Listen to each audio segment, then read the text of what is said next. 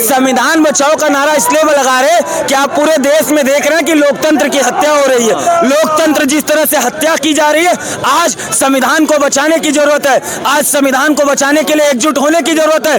और बिहार वो क्रांति की धरा है, बिहार वो कर्पूरी की धरा है, बिहार वो जननायक जयप्रकाश नारायण की धरा है। जितना भी है, आज संविधान की बात हो रही है तो संविधान हम लोग मिल कर के बचाने का कोशिश कर रहे हैं। और हमारे प्रिय जो है राहुल गांधी जी भी कोशिश कर रहे हैं। संविधान खतरे में है, खतरे में है, तब तो हम लोग जो है सो खड़े हुए हैं सेना के जैसे। बिहार वो धरा है जो समाजवादी चिंतक के साथ, समाजवादी विचारधारा के साथ हमेशा इस देश को एक नई दिशा दशा देने का काम करता है। और ये नफरती, ये उन्मादवादी, ये ताकत जो आज अपने को बहुत बड़ी शक्तिशाली समझ रहे, इनको हम बिहार में हराएंगे। और बिहार में अगर हमको उनको हराना है तो इसको पप्पू यादव को साथ करना होगा। कोसी, सीमांचल, मिथिलांचल, इस पूरे हिस्से में आदरणीय पप्पू यादव जी की जो पैठ है, हम उस सरजमी से आती है। इस बार की चुनाव में कुछ बड़ा होने वाला है क्या? इस बार के चुनाव में पप्पू यादव जी आदरणीय राहुल गांधी जी के नेतृत्व में गठबंधन के साथ खड़े होंगे और एक नया इनकलाब होगा।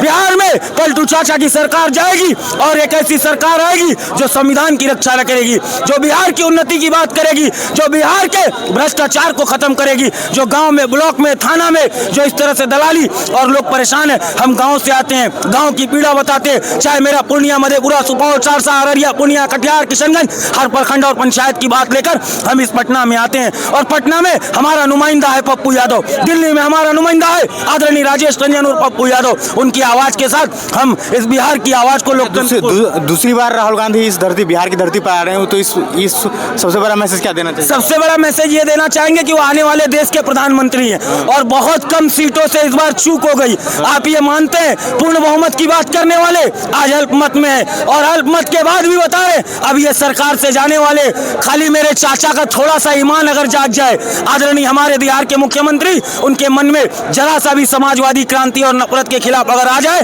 तो आज की आज सरकार इस देश की पलट जाएगी। और ये हमारा शेर आदरणीय राहुल गांधी जी, आदरणीय पप्पू यादव जी, हम सब मिलकर इस देश की तख्तो पलट को करने का काम करेंगे। और आने वाले समय में इस चुनाव में बिहार का बदलाव होगा, बिहार में परिवर्तन होगा, ताकि बताए बीजेपी वाले को कि हम लोग जो है संविधान के साथ छेड़छाड़ नहीं करने देंगे जी। अच्छा, राहुल गांधी का दूसरी बार बिहार की धरती पर आगमन हो रहा था, कितना अच्छा लग रहा है? या फिर जी बहुत खुश है और बहुत आनंदित भी है कि हमारे राहुल गांधी जी आ रहे हैं। और सभी उनसे आशा लगाए हुए हैं देश की जनता कि कम से कम हमारे राहुल गांधी आ तो रहे हैं, हम लोग देख लेंगे और उनका जो भी बातें होंगे हम लोग जो है जनता तक पहुंचाएंगे। तो क्या लगता है 25 के विधानसभा जो चुनाव होने वाला है इस बार, तो क्या कुछ खास इस बार राहुल गांधी से आने का प्रभाव कुछ पड़ेगा? देखिए, प्रभाव तो पड़ेगा ही और हर बार प्रभाव पड़ी है उनको जो है सो जो भी बातें वो बताते हैं, यहाँ चाहे केंद्र में बताते हैं, प्रभाव पड़ती है। और हम लोग 25 का चुनाव जो है जीतेंगे।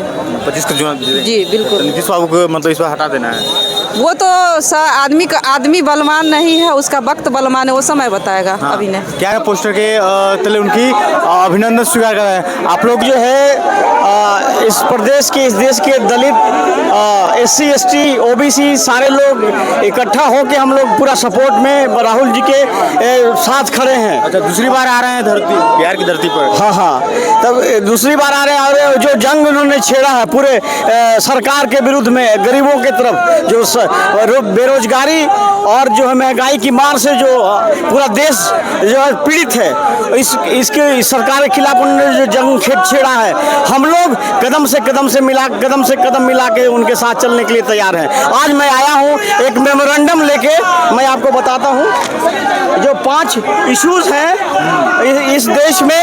60,000 चकमा पीपल जो त्रस्त हैं, उनको कोई मदद नहीं कर रहा है, तो इसलिए मैं उनसे आग्रह करने आया हूँ कि उनको जो है कानूनी सहायता दे। दूसरा पॉइंट है महाबोधि महाविहार जो